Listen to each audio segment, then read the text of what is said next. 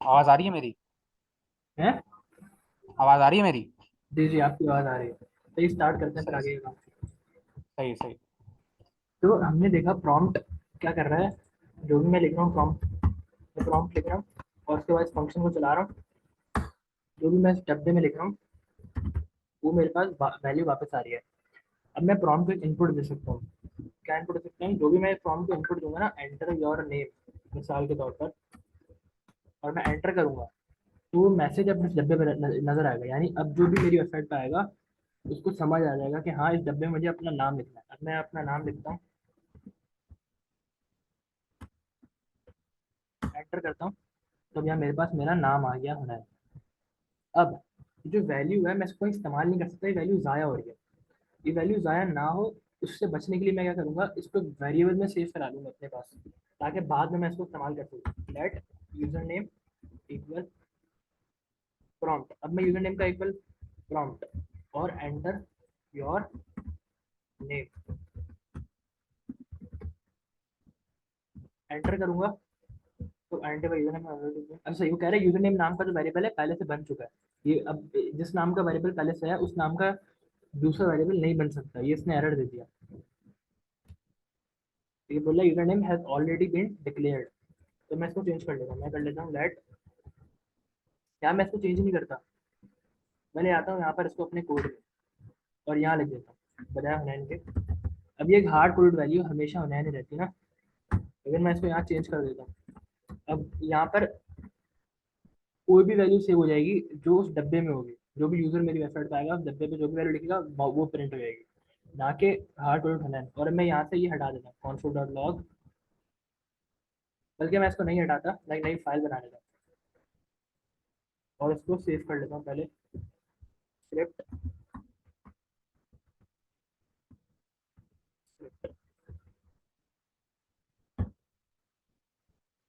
मैं डेस्कटॉप पे सेव कर लेता हूँ रीड प्रोग्राम के नाम से।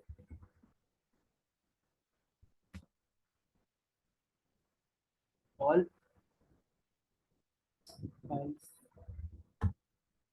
सही। तो मैं चला लेता हूँ, यहाँ से करते हैं copy to clipboard, copy full path, यहाँ ले आके इसको पेस्ट करता हूँ।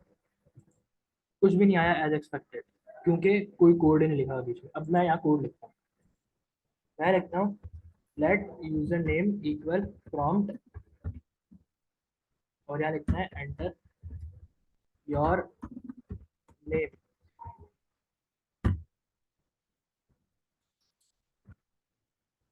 अब मैं रिफ्रेश करता हूँ, अब मेरे पास ये प्रॉम्प्ट आ रहा है। क्या लिखता हूँ रैन, एंटर करता हूँ, कुछ भी नहीं हुआ। लेकिन वो जो वैल्यू थी, वो जो वैल्यू थी, मैं यहाँ कॉन्सोल खोलता हूँ, यहाँ पर नहीं आई ना। अब मैं यहाँ लिखता हूँ यूजर नेम, तो अब मेरे इस वेरिएबल में ये वैल्यू सेव हो चुकी है। यानी अब इस रैन को जो यहाँ पर वैल्यू ज़ाया हो रही थी उसको मैं अब इस्तेमाल कर सकता हूँ, वो बस सेव हो गई। कैसे इस्तेमाल करता हूँ, मैं यहाँ पर लिखता हूँ डॉक्यूमेंट डॉट राइट, और अब मैं इन दो स्ट्रिंग को आपस में जोड़ दूंगा। मैं लिखता हूँ hello plus user name, save करता हूँ, अब रिफ्रेश करता हूँ। अब मेरा प्रोग्राम थोड़ा बजेगा, मैं लिखता हूँ हुनैन, एंटर करता हूँ, अब मेरे पास हेलो हुनैन लिखा आ रहा है यहाँ पर। इसी तरह अगर मैं इसको दोबारा रिफ्रेश करूंगा और यहाँ लिखूंगा हमाद, तो अब हेलो हमाद लिखा आएगा। अब मैं यहाँ से रिफ्रेश करता हूँ और यहाँ लिखता हूँ हेलो हमजा, यहाँ पर हेलो हमजा लिखा आएगा। तो अब मेरा प्रोग्राम थोड़ा मजे का हो गया। अब मैं इसको थोड़ा और अच्छा करता हूँ। अब हम एक और चीज सीखते हैं, वो है बूलियन। बूलियन क्या होता है?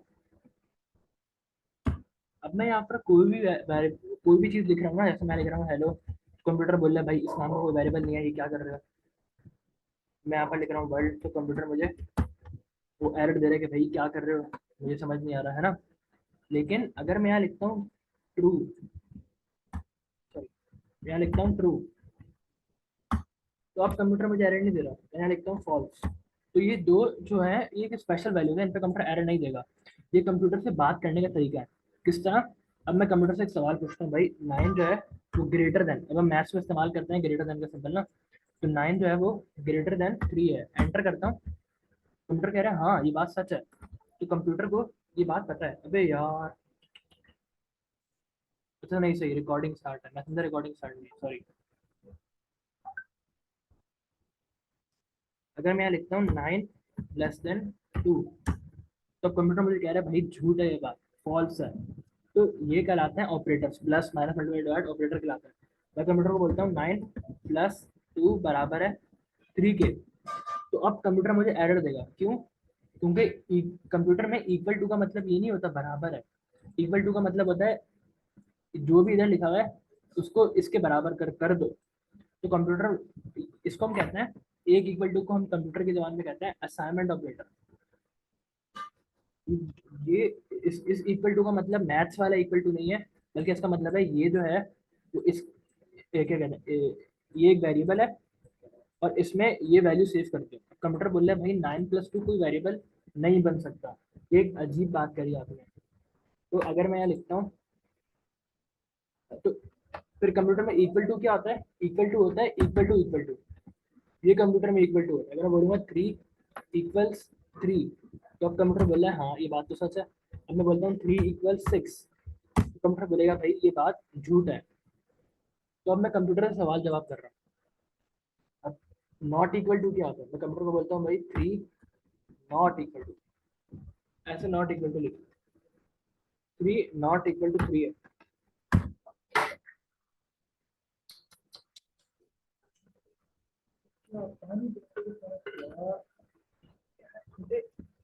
अच्छा, 3 ≠ 3 जो है वो फॉल्स आ गया, तो कंप्यूटर ने मुझे बोल दिया भाई ये बात झूठ है।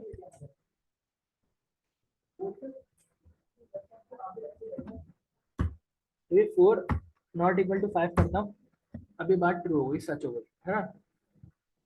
तो अब मैं कंप्यूटर से सवाल जवाब कर रहा हूँ। अब इन सवाल जवाब का फायदा क्या है, मैं आपको थोड़ी और बात बताता हूँ। तो अभी हमने क्या देखा? Greater than, less than, equal to और नॉट इक्वल टू। अब बूलियन क्या था? कंप्यूटर मुझे आंसर जो है वो बूलियन में दे रहा है, ट्रू और फॉल्स में।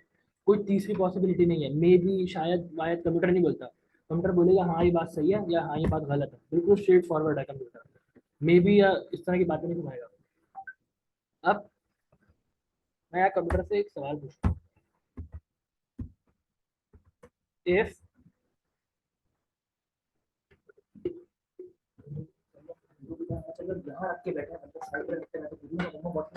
अच्छा, सही।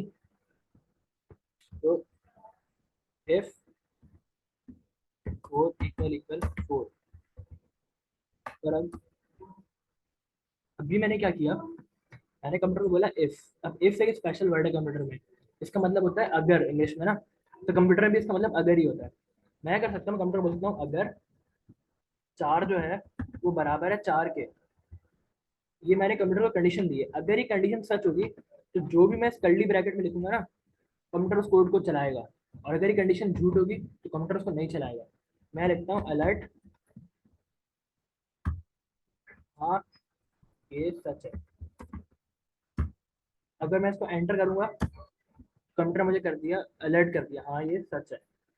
अगर मैं यहाँ कोई झूठी बात लिखूंगा, मैं लिखता हूँ 4 बराबर है 5 के, अब एंटर करूंगा तो अब ये कोड नहीं चला। इसी तरह अगर मैं लिखता हूँ 4 जो है नॉट इक्वल है 5 के, तो अब ये बात सच है झूठ है? सच है। 4 जो है 5 के बराबर नहीं है, तो अब कंप्यूटर इसको चला देगा, हाँ ये सच है। अभी जो भी मैं यहाँ लिखूंगा कंप्यूटर उसको चला देगा। अब इसको अपने कोड में लिखते हैं और इससे थोड़ी मजे की चीज करते हैं। अब हम बनाते हैं अपना एक सिंपल सा कैलकुलेटर। मैं लिखता हूँ स्क्रिप्ट,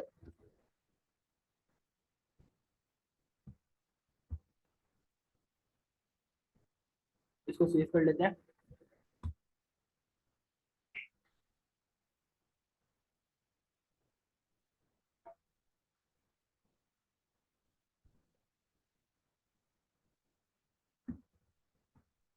मैं कैलकुलेटर और एचटीएमएल यहाँ मैं इसको सेव कर रहा हूँ, और यहाँ मैं इसको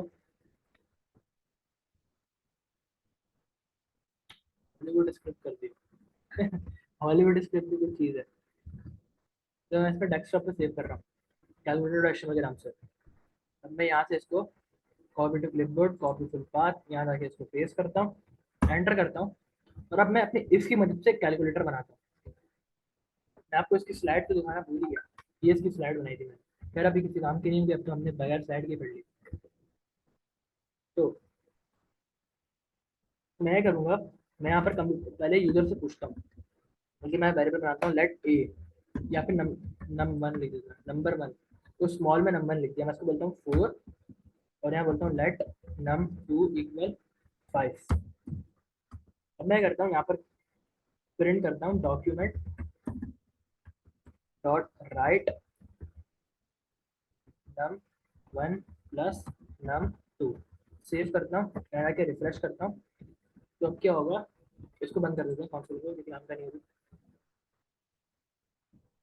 तो बहुत देर की लग रही।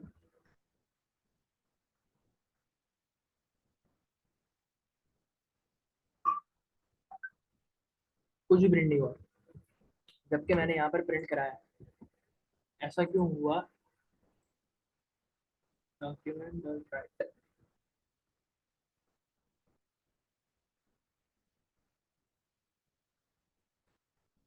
तो रिफ्रेश करना है। हाँ, प्रिंट हो गया 9। अच्छा, मैंने सेव कराने से पहले प्रिंट कर दिया था, तो अब यहाँ 9 प्रिंट हो गया। अब मैं करता हूँ उसको थोड़ा अच्छा बनाता हूँ। मैं यहाँ पर लिखता हूँ नम वन, उसके बाद अब हमने दो नंबर तो प्लस किए हैं, लेकिन क्या होगा अगर मैं एक नंबर और एक स्ट्रिंग को प्लस कर दूं? यानी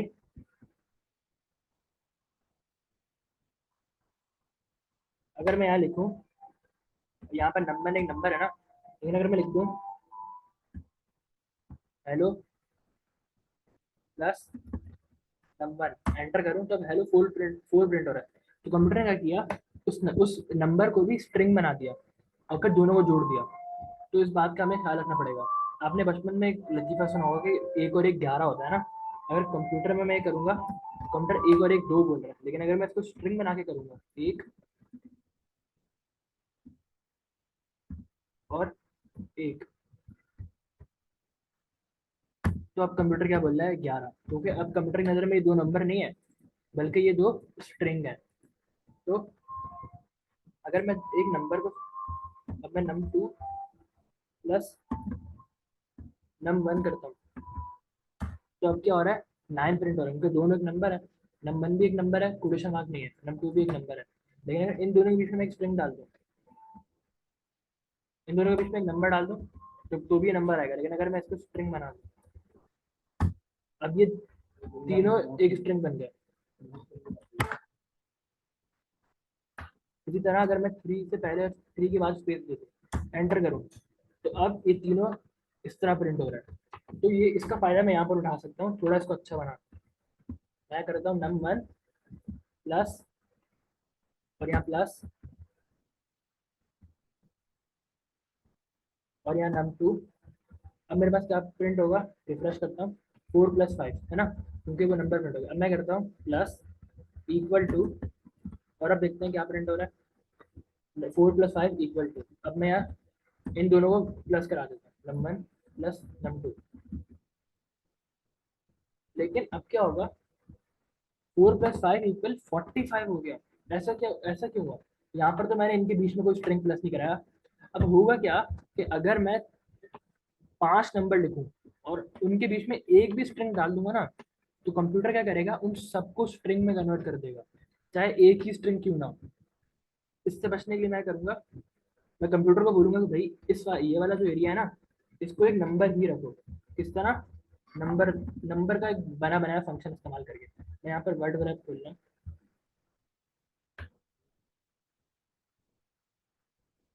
मेरा वर्ड ड्राफ्ट से क्या होता है, अगली लाइन में आने का।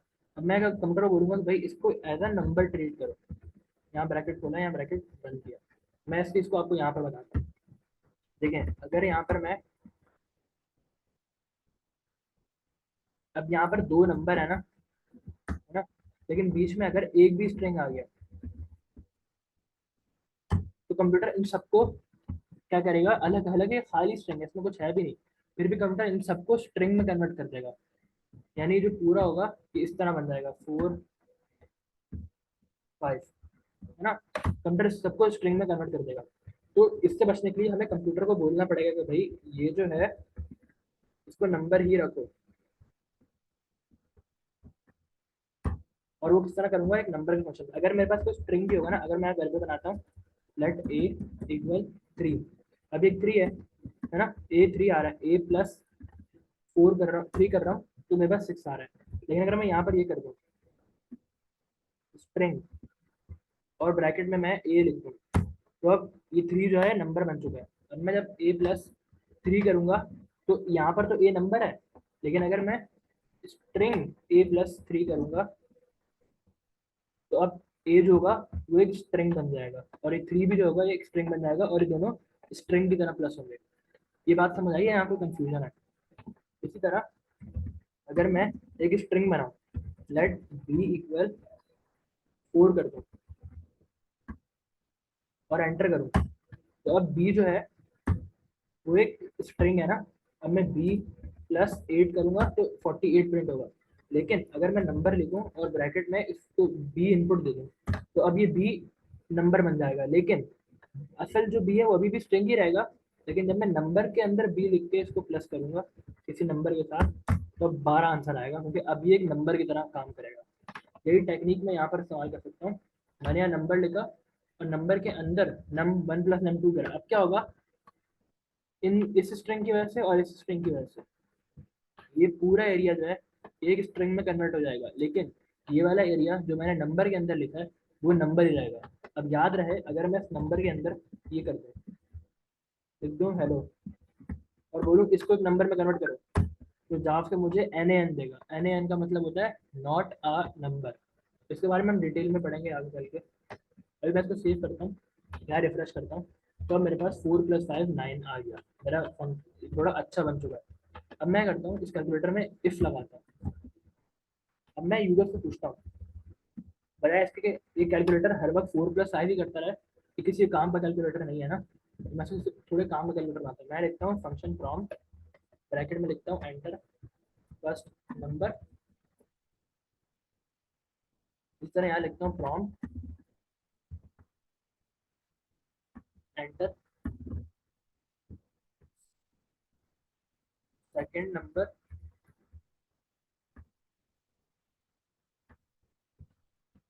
तो इससे क्या होगा, अब जब जब भी मेरा पेज लोड होगा मेरे पास दो चीजें आएंगी, +4 और 5। लेकिन और यहाँ पर मेरे पास फिर से एरर आ गया, मेरी वैल्यू सेव तो हो रही है लेकिन फिर से एरर आ गया। ऐसा क्यों हुआ? क्योंकि मैंने अभी आपको बताया था कि जो भी चीज प्रॉम्प्ट रिटर्न करेगा, चाहे प्रॉम्प्ट में यहाँ पर अगर मैं नंबर भी लिख रहा हूँ ना 45, तो भी क्या हो रहा है, प्रॉम्प्ट इन नंबर्स को नंबर नहीं बनाएगा, प्रॉम्प्ट इनको स्ट्रिंग में कन्वर्ट करके रिटर्न करेगा। 45 54 दोनों स्ट्रिंग बन गए और फिर प्लस हो गए। अगर मैं यहाँ प्रॉम्प्ट कर रहा हूँ और इसमें कुछ भी लिख देता हूँ एंटर लिख, अब मैं यहाँ पर अगर एक नंबर लिख रहा हूँ ना, तो प्रॉम्प्ट मुझे एक स्ट्रिंग, उस नंबर को स्ट्रिंग में कन्वर्ट करके दे रहा है, क्योंकि प्रॉम्प्ट हमेशा स्ट्रिंग रिटर्न करेगा। मैं यहाँ ट्रू भी लिखूंगा तो प्रॉम्प्ट ट्रू को भी स्ट्रिंग बना के दे रहा है। ये ट्रू वो वाला स्पेशल वाला ट्रू नहीं बचा, अभी स्ट्रिंग में आ गया।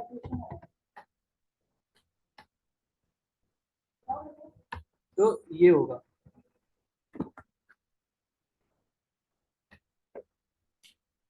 कोई कंफ्यूजन है यहाँ पर?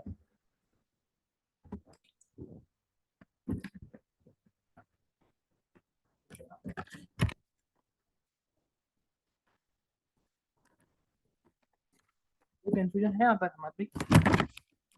नहीं तो बस टाइम अभी 9:11 हुआ हुआ है। हाँ, क्या बोर हो रहा है?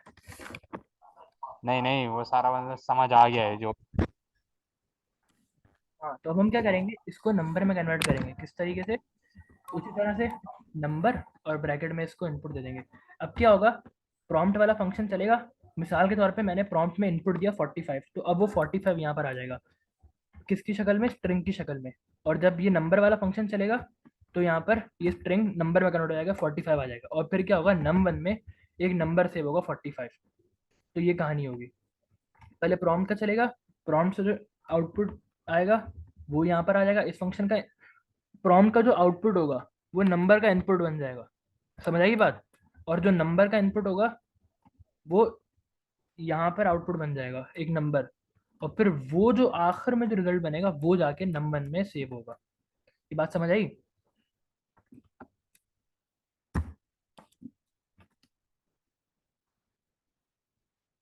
सेम काम मैं यहाँ पर करूंगा।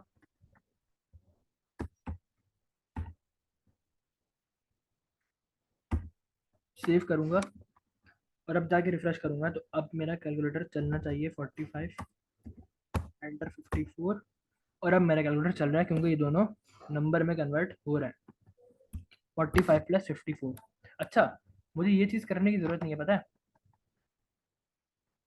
अब कंप्यूटर कर क्या रहा है, यहाँ पर मैं नंबर में कन्वर्ट कर तो रहा था, लेकिन फिर यहाँ पर कन्वर्ट क्यों नहीं हो रहे?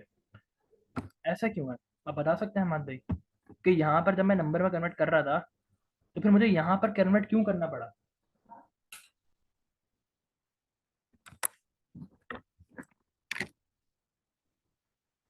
क्योंकि वो उनको स्ट्रिंग के तौर पे प्लस करा जा रहा था, उन सबको इकट्ठा लिख रहा था। हाँ, बिल्कुल सही बात करी आपने। वो क्या कर रहा था, number num one plus num two, आप यूं सोचें कि ये वैल्यूज पुट कर रहा है ना, तो कंप्यूटर क्या करेगा, कंप्यूटर यहाँ पर नम वन पे पहले नम वन की वैल्यू रखेगा 45, सही। उसके बाद क्या करेगा, नम टू पे नम टू की वैल्यू रखेगा 54। उसके बाद इन दोनों को प्लस कराएगा, क्या आंसर आएगा, 45 54, क्योंकि ये दोनों स्ट्रिंग बन चुके हैं। फिर इनको नंबर में कन्वर्ट करेगा, क्योंकि जब तक अंदर वाला काम कंप्लीट नहीं होगा कंप्यूटर इनको नंबर में कन्वर्ट नहीं करेगा। अंदर वाले काम का कंप्लीट होना जरूरी है ना।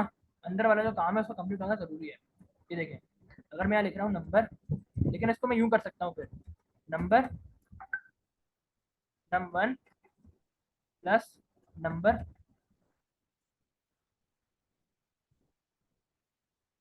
नम टू, एंटर करूंगा। अब कंप्यूटर ने क्या किया, अब मैंने क्या किया, दोनों को अलग अलग नंबर में कन्वर्ट किया और फिर प्लस किया। तो किस ऑर्डर में आप ऑपरेशन कर रहे हैं ना, उससे बहुत फर्क पड़ता है जावास्क्रिप्ट में। ऑर्डर ऑफ ऑपरेशन की बहुत अहमियत है। जिस ऑर्डर में आप ऑपरेशन कंप्यूटर को देंगे, कंप्यूटर उसी ऑर्डर में फंक्शंस को चलाएगा। तो अगर मैं इसको पहले यूं दे रहा हूँ, number num one plus num two, तो कंप्यूटर इन दोनों को पहले स्ट्रिंग में कन्वर्ट कर रहा है, फिर जोड़ रहा है, फिर नंबर में कन्वर्ट कर रहा है। तो अब वापस आते हैं अपने इस कहानी पे, और वापस मैं इस कोड को नंबर कर देता हूँ। अभी भी हमारा कैलकुलेटर इतने मजे का नहीं है। ओह, ये क्या हो गया, अभी भी हमारा कैलकुलेटर इतने मजे का नहीं है। मैं इसको रिक्वेस्ट करते हैं, अब चलाते हैं, तो इतना 100 200 आंसर आ गया। अभी भी हमारे कैलकुलेटर में एक मसला है। वो क्या मसला है कि हमेशा प्लस ही करता रहेगा। तो अब हम तीसरा बनाते हैं, और अब यूजर से पूछते हैं भाई क्या करना है। इसको हम नाम देते हैं वेरिएबल का ऑपरेशन, और प्रॉम्प्ट लगाते हैं और यूजर से पूछते हैं भाई प्लस करना है तुम्हें, माइनस करना है तुम्हें, क्या करना है, एंटर योर ऑपरेशन। सेव करते हैं, रिफ्रेश करते हैं, 54 100, ऑपरेशन इसको मैं बोलता हूँ सब्ट्रैक्ट। 54 प्लस 100 इक्वल्स 154 आ गया। हालांकि मैंने इसको सब्ट्रैक्ट बोला था, ऐसा क्यों हुआ, क्योंकि मैंने कंप्यूटर को कोई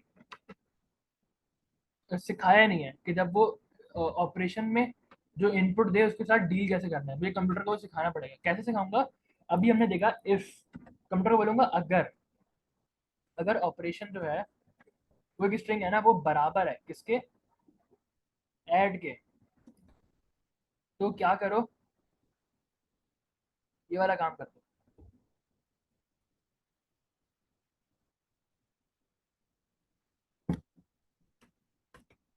है ना। अब ऑपरेशन, अब ये क्या चलेगा, ये एक कंडीशन है, स्मॉल ब्रैकेट में मैं क्या देता हूँ, कंडीशन, और कर्ली ब्रैकेट में मैं क्या देता हूँ, ऑपरेशन, जो ऑपरेशन परफॉर्म होगा। और ऑपरेशन कब परफॉर्म होगा, only if condition is true. यानी जो भी मैं कंडीशन दूंगा, अगर ये सच होगी तभी ये ब्रैकेट वाला काम, कर्ली ब्रैकेट वाला काम चलेगा। अगर ये कंडीशन झूठ होगी तो ये काम नहीं चलेगा। अभी हमने देखा, इसको दोबारा देख लेते हैं।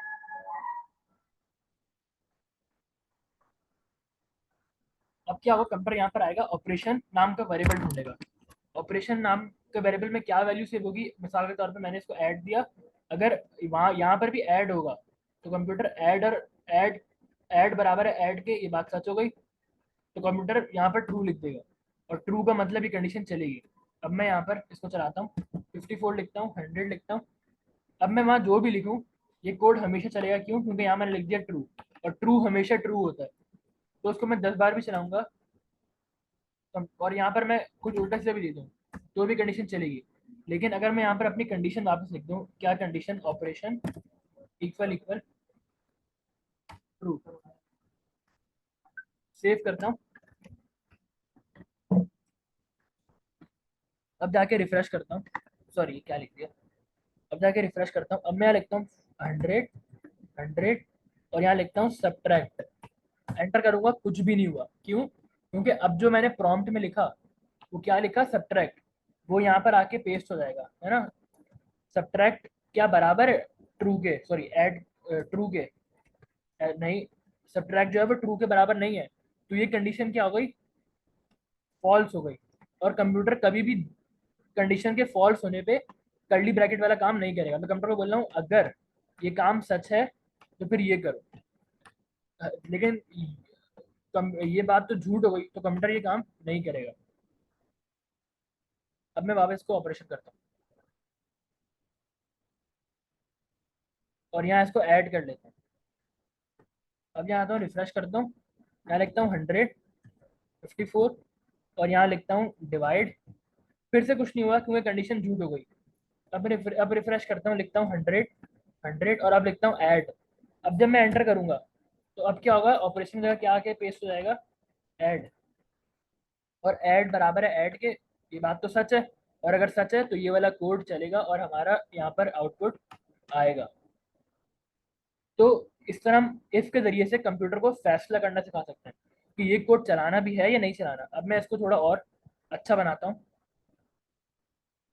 मैं यहाँ पर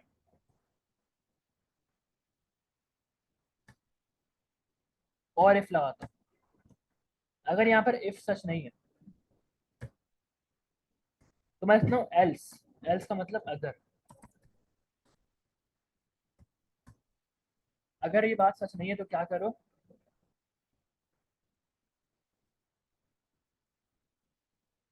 इसी मैं कॉपी करता हूँ और कॉपी करने के बाद जहां जहां मेरे पास प्लस है वो माइनस कर दूंगा। अब याद रहे ये वाला जो प्लस है ये इन दो वेरिएबल्स को जोड़ने का, ये दो डाटा को जोड़ने का प्लस है, इसको माइनस नहीं करूंगा।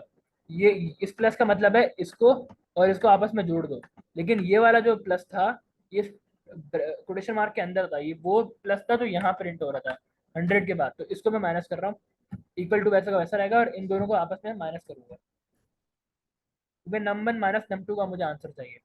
तो उसको सेव करता हूँ, रिफ्रेश करता हूँ, मैं यहाँ लिखता हूँ 78 और यहाँ लिखता हूँ 78 और अब यहाँ लिखता हूँ सब्ट्रैक्ट, तो अब क्या होगा, मेरे पास जीरो आएगा, 78 माइनस 78 जीरो। अब क्या हुआ, कंप्यूटर ने ऑपरेशन, अब मैंने क्या इनपुट दिया था यहाँ पर, मैंने यहाँ पर इनपुट दिया था सब्ट्रैक्ट, है ना, तो ऑपरेशन की वैल्यू क्या हो गई, सब्ट्रैक्ट, ऑपरेशन की वैल्यू सब्ट्रैक्ट हो गई। अब ऑपरेशन की वैल्यू क्या है, सब्ट्रैक्ट, तो यहाँ पर भी क्या आ गया, सब्ट्रैक्ट, सब्ट्रैक्ट बराबर है ऐड के, ये बात तो झूठ हो गई। मैंने कंप्यूटर को बोला कि अगर ऑपरेशन बराबर है ऐड के तभी ये कोड चलेगा ना, तो ये बात तो झूठ हो गई, फॉल्स हो गई। तो अब क्या होगा, कंप्यूटर, मैंने उसको बोला था अगर ये बात झूठ हो गई तो वरना, अब मैंने यहाँ पर एल्स दिया था कंप्यूटर को, वरना क्या करना, ये काम करना, और कंप्यूटर ने ये काम कर दिया और यहाँ पर मुझे उसका आउटपुट दे दिया। तो इस तरह मैं कंप्यूटर से दो बातें अपनी मतलब की निकलवा दी। मैंने कंप्यूटर को बोला अगर, अगर ये बात सच थी तो ये करो, वरना ये करो। अब मैं इसको थोड़ा सा ऑप्टिमाइज करता हूँ, मैं यहाँ पर ये दो बड़े बड़े काम बार बार कर रहा हूँ ना, मैं इसको आसान कैसे करता हूँ, मैं इसको एक ही बार लिखता हूँ, सही,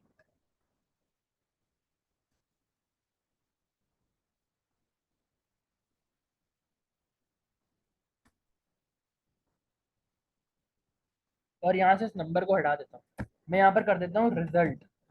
अब इसको चलाता हूँ तो रिजल्ट क्या होगा, एरर होगा, यहाँ लिखता हूँ 54, यहाँ लिखता हूँ 55 और यहाँ लिखता हूँ ऐड, तो अब मेरे पास एरर आएगा कहाँ पर, यहाँ पर, कि रिजल्ट इज नॉट डिफाइंड।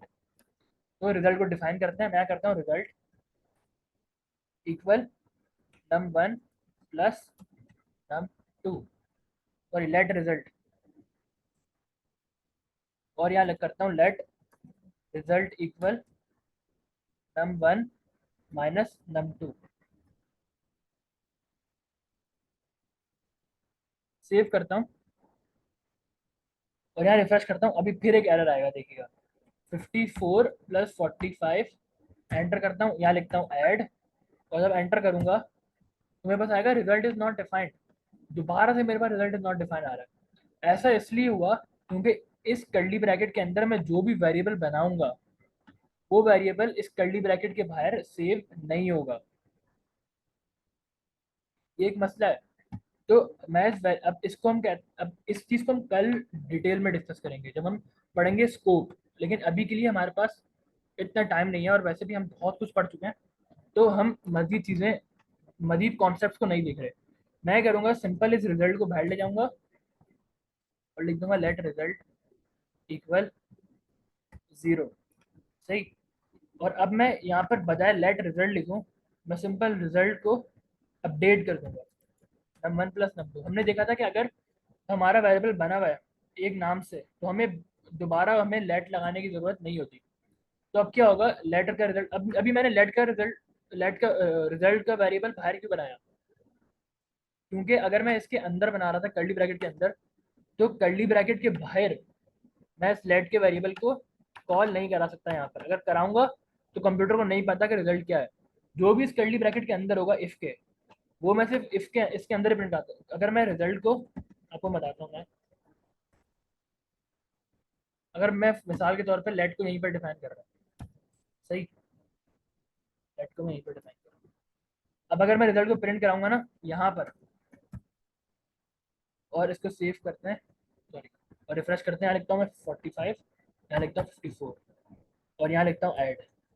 अब यहाँ पर 99 प्लस हो रहा है, यानी मैंने ऐड लिखा था ना, तो ये वाली कंडीशन चलेगी क्योंकि ये बात सच हो जाएगी, ऐड ऑपरेशन ऐड है तो ऐड इक्वल ऐड हो जाएगा, बात सच हो जाएगी तो ये कंडीशन चलेगी, है ना, ये वाला कोड चलेगा।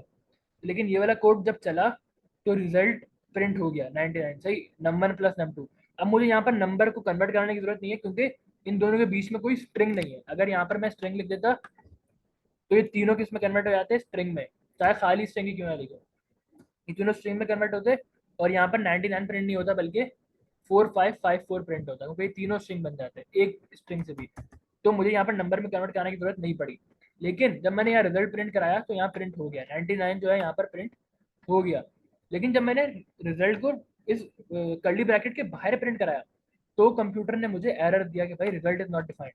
तो जो भी वेरिएबल मैं इस कर्ली ब्रैकेट के अंदर बनाऊंगा, कर्ली ब्रैकेट के बाहर वाले कोड को उसकी वैल्यू नहीं मिलेगी क्योंकि वो कर्ली ब्रैकेट के अंदर है।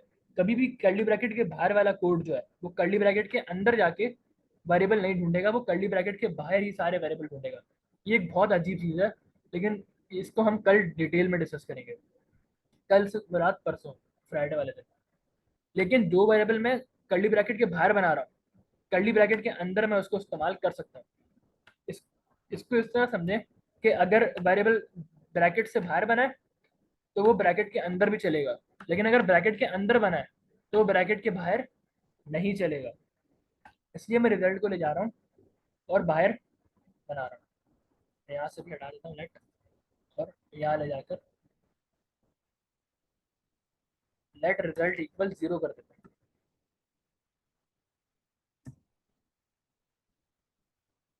अब मैं यहाँ से कॉन्फिगर लॉक हटा देता हूँ। अब मैं आता हूँ रिफ्रेश करता हूँ, अब मैं लिखता हूँ 54 100 और यहाँ लिखता हूँ डिवाइड। अब मेरे पास -46 आया, ऐसा क्यों हुआ, क्योंकि मैंने लिखा ऑपरेशन इक्वल इक्वल ऐड, ये बात, और जबकि मैंने इनपुट दिया था डिवाइड, है ना। अब डिवाइड देने से क्या हुआ, ये कंडीशन झूठ हो गई और ये वाली कंडीशन चल गई। लेकिन एक मसला हो गया, जितनी बार भी मैं गलत इनपुट दूंगा उतनी बार क्या होगा, माइनस ही आता रहेगा। इसको कैसे सॉल्व करेंगे, पहले हम करा के देख लेते हैं। सही, 154 और यहाँ लिखता हूँ ऐड, तो क्या हो गया, 154 आ गया, है ना। मैं लिखता हूँ 154, सॉरी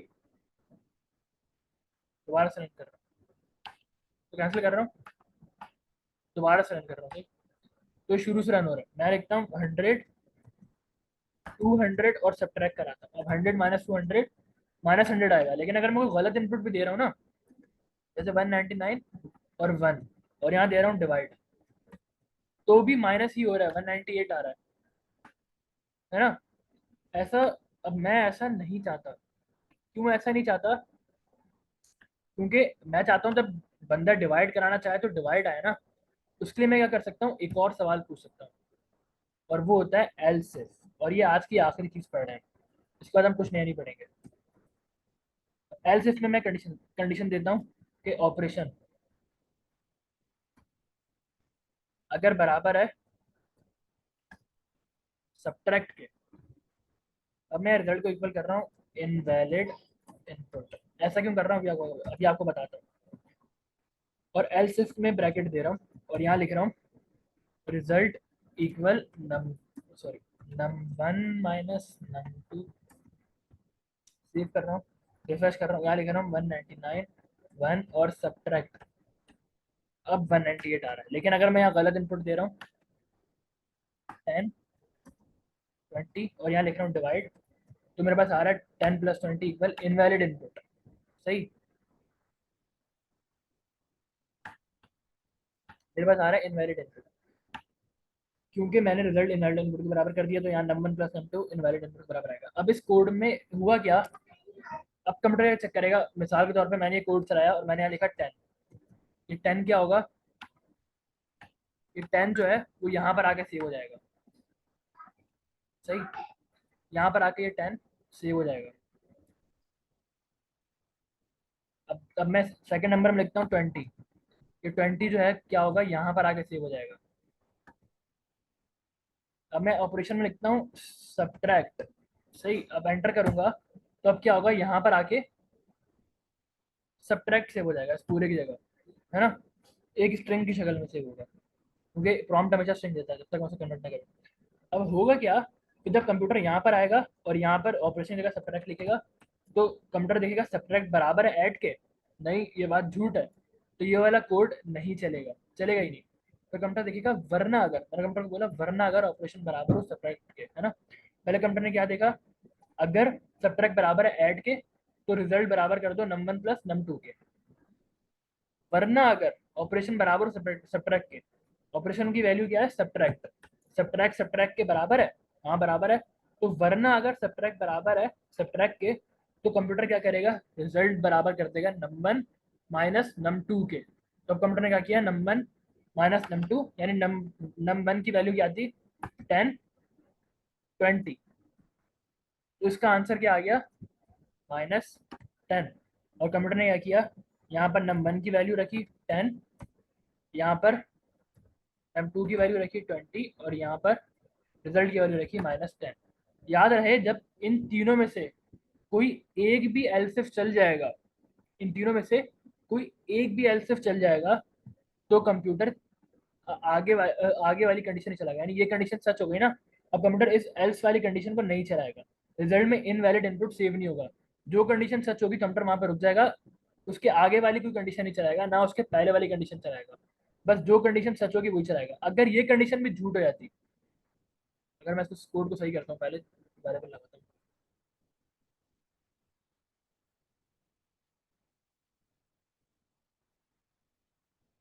सही, अगर ये कंडीशन में झूठ हो जाती तो मैं लिखता हूँ नंबर 1 10, यहाँ लिखता हूँ 1 और यहाँ लिखता हूँ डिवाइड। तो अब इनवैलिड इनपुट आ रहा है, क्यों, यहाँ पर वैल्यू कौन सी क्या सेव हुई 10 नंबर में, यहाँ क्या सेव हुई 1, फिर मैंने यहाँ पर क्या किया, यहाँ पर क्या सेव हुई डिवाइड। कंप्यूटर यहाँ पर लिखेगा डिवाइड, डिवाइड बराबर है ऐड के, नहीं, तो ये कंडीशन झूठ हो गई। वरना अगर डिवाइड बराबर ऑपरेशन बराबर सब्ट्रैक्ट के,